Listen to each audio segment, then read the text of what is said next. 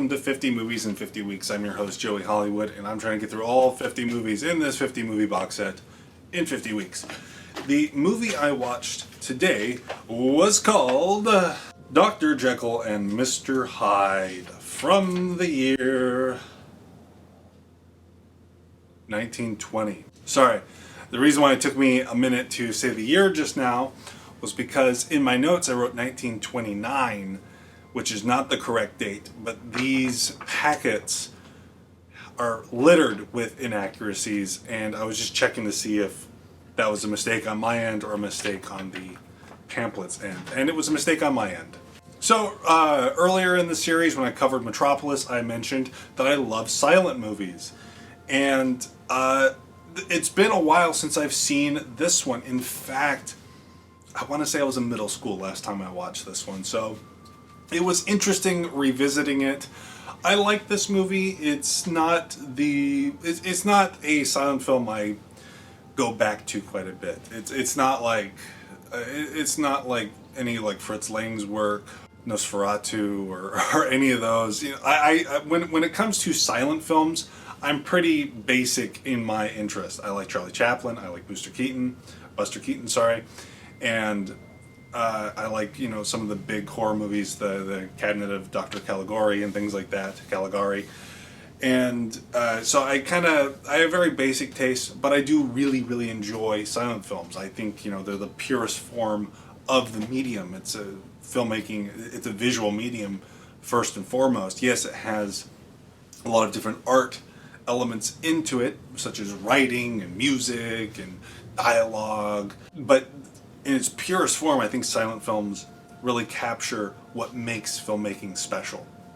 And so it's always a treat to go back to these. When I covered Metropolis on this set, I lamented the fact that they did not use the correct score for the movie, which is not surprising since these are purely the public domain versions. This had the benefit of me never hearing the proper score for this movie. So it wasn't a huge distraction. In fact, the music, for the most part, really seemed to fit the movie up till the third act of the movie. Then it just starts getting like goofy and silly music, and a lot of like horrific things are happening. The music toward the end started to feel like an ice cream van jingle. You know, it felt really out of place for the most part near the very end. But the beginning, I was like, oh wow, this fits. I really liked the performances of John Barrymore, I believe is the actor who plays Dr. Jekyll and Mr. Hyde. I'm trying to see in the back. Yeah, John Barrymore. And it's a very silent movie performance, but it's good for what it is. And the look of Mr. Hyde is really gross, it's really grotesque. And I actually read The Strange Case of Dr. Jekyll and Mr. Hyde for the first time earlier this year, and I kind of know a little bit more about the story. Dr. Jekyll's not a good man in the book. Most adaptations, including this one, kind of view him as like just a scientist whose experiments gone wrong, but he in the book he seems like the kind of guy who he feels trapped by his morality, and he wants an excuse to be just a deviant monster. And I think the book makes a more interesting case for the dark side of humanity, where most adaptations I've seen, including this one, kind of play a more surface level duality of man type thing.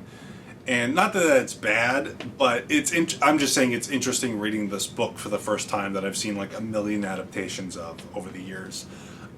Good book, honestly. It's a quick read as well. I have to say, this is not my favorite version of the story. I think my favorite version is the Hammer horror movie version. I like that one a lot.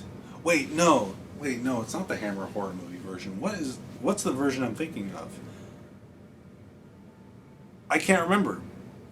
You know what just happened just now? I got the Phantom of the Opera confused with Dr. Jekyll and Mr. Hyde. I think I'm having a stroke. Sorry, this little thing is running around and making a whole bunch of noise. You're distracting me. You're distracting me. Look at this thing. Look at this thing. I was at the, I had to go to urgent care because I've been having vision problems. And it got so bad that I couldn't see an optometrist in time. And on my way back from urgent care, I found this little guy, and he just followed me home, and he won't leave me alone, and he's so ornery, and I like him quite a bit. I don't know if I'll keep him. I have not given him a name yet, because I'm going to try to do the responsible thing and not keep him. But he is making quite the impression on me. And I do like me an ornery cat.